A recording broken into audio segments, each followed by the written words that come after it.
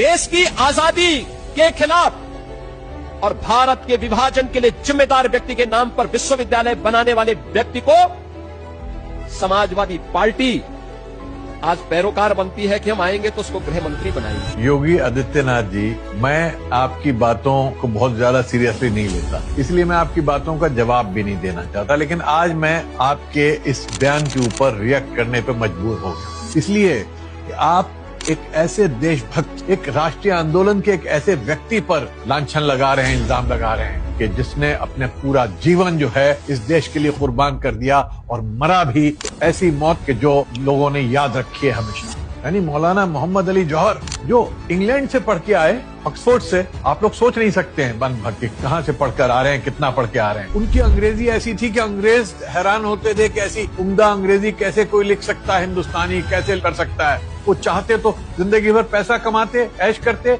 लेकिन नहीं, उन्होंने अपनी जिंदगी कुर्बान कर दी इस देश के लिए। और महात्मा गांधी आए तो महात्मा गांधी के कंधे से कंधा मिला के उन्होंने पूरा आंदोलन, नॉन कॉपरेशन मूवमेंट पूरा छेड़ा हिंदुस्तान के अंदर, दिन रात एक कर दिया। और उनकी माँ ने कहा, बेटा, दोनों बेटे थे शौकत अली और मोहम्मद अली, कि बेटा झुकना मत, कभी अंग्रेज के सामने जेल जाना, जाओ, कितनी बार जाना, जाओ, तुम्हारी माँ जिंदा है, माँ माफ नहीं करेगी अगर तुमने कभी भी अंग्रेज से माफी मांगी। तो ये वो थे जो कभी माफी नहीं मांगते थे। उस मौलाना मोहम्मद अली जौहर के ऊपर आप आरोप लगा रहे हैं कि उन्होंने पाकिस्तान बनाया। अरे पाकिस्तान का रेजोल्यूशन पहली बार 1940 में पास हुआ, 1947 में पाकिस्तान बना, और मौलाना मोहम्मद अली जौहर 1931 में जब राउंड टेबल कॉन्फ्रेंस में गए इंग्लैंड, तो वहां पे उन्होंने एक बात कह दी थी, मैं आजाद देश में जाऊंगा, गुलाम देश में मैं नहीं जाऊंगा। और उनका जो जुमला है मशहूर है आज भी, I would prefer to die in a foreign country so long as it is a free country, and if you do not give us freedom in India, you will have to give me a grave here. या तो आजादी दो या फिर मुझे कब्र दे दो। ये